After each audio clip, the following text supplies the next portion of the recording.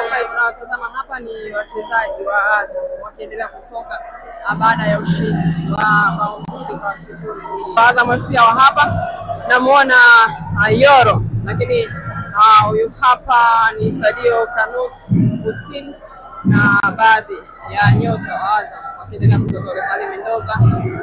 Tumemuona pia Tambala mfungaji wa bao la kwanza Azam FC. Nyota wa Azam kutoka uwanjani hapa kuelekea kwenye basi.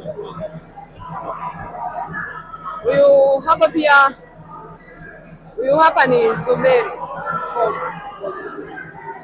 Asante. Pengine kuna kwenye mechi kubwa kama hii watu ambao walikuwa wamekatia kama unawaambiaje? Kwanza nashukuru Mungu tumeweza kupata ushindi, na cha pili ni mwalimu kuweza kuniamini katika mechi kubwa kama hii, kwa sababu mazoezini ninafanya vile ambavyo wanahitaji, na pia nampongeza kaka yangu Aisha kuweza kunipa support kabla ya mechi, na nimeweza kufanya kile ambacho mwalimu alihitaji. Umeondoka na clean sheet leo mbele ya mnyama.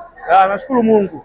Nashukuru Mungu. Pengine mwanga ukoje kwenye mechi ambazo zimesalia, kwa sababu tayari watu walishaanza kukatia tamaa kutokana na kile ambacho mlikifanya?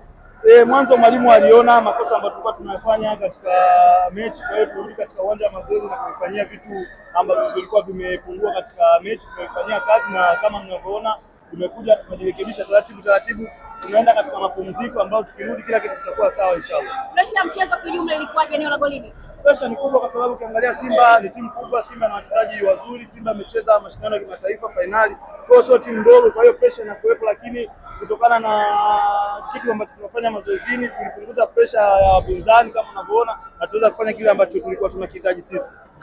Baada ya kutoa sare katika baadhi ya michezo kadhaa, pengine ushindi huu una maana gani kwenu? Cha kwanza mashabiki zetu wasitukatie tamaa, kwa sababu huu ni mchezo, na ukiangalia mwalimu ni bado kama anatafuta mfumo wake ambao utakuwa bora katika mechi zote ambazo tutacheza za ligi na za kimataifa. Sasa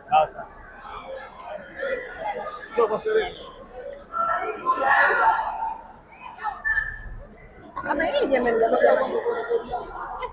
wanafanya na nani kumsiba. Bwana, kwanza hongereni kwa aina ya mchezo ambao umecheza leo. Kulikuwa kuna ugumu gani kuweza kucheza na timu ambayo pengine naweza kusema ni timu mkikutana na kuwa mchezo mgumu kweli, lakini leo matokeo yalikuwa upande wenu? Kwanza mchezo tulitarajia utakuwa mgumu kutokana na ubora ambao Simba wako nao yetu, lakini sisi kama wachezaji tulipanga kupambana, kwa sababu hatupata matokeo mazuri tukicheza nao kwa muda mrefu. Kwa hiyo tumepambana na mbinu zetu tumefanya kazi na kulikuwa kuna ugumu gani kuweza kumkaba mchezaji kama Mpanzu, mchezaji ambaye anasumbua kweli?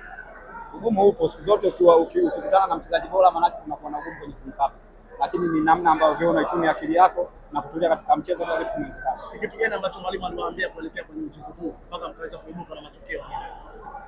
Kikubwa alisema kuwa tumepata matokeo mabaya kwa muda mrefu, kwa hiyo leo inaweza kuwa siku yetu tukipambana na tunaweza tukawa na furaha tena. Na pengine hayo matokeo mabaya Msindo, kuna namna ilikuwa imewakata morali kwa namna yoyote ile, ama hasira ilizidi zaidi? Haikukata morali, kwa sababu siku zote katika maisha kuna kuaga na kipindi kibaya, kwa hiyo tulikuwa tunapitia katika kipindi kibaya, lakini sisi kama wachezaji pamoja na benchi la ufundi tulikuwa tunatiana moyo sisi kwa sisi, na tuliamini kwamba siku yetu itakuwepo na tutapata furaha. Msindo, na dakika 10 imepata mabao mawili. Uliona nini kwa Simba? Maana kile tunataka kukumbusha zaidi tofauti na mwanzo. Kile ambacho umekiona au mwalimu aliwaelekeza. Kikubwa ni kustika katika game plan, na tulipopata goli la kwanza wenzetu walikuwa na pressure walikuwa na pressure kusawazisha, na ndio ilichotokea Simba kwa counter attack kupata goli la pili. Baada ya matokeo haya sasa, pengine kuelekea kwenye michezo mingine na ukoje, mnawaahidi nini mashabiki wa Azam? Mwakani.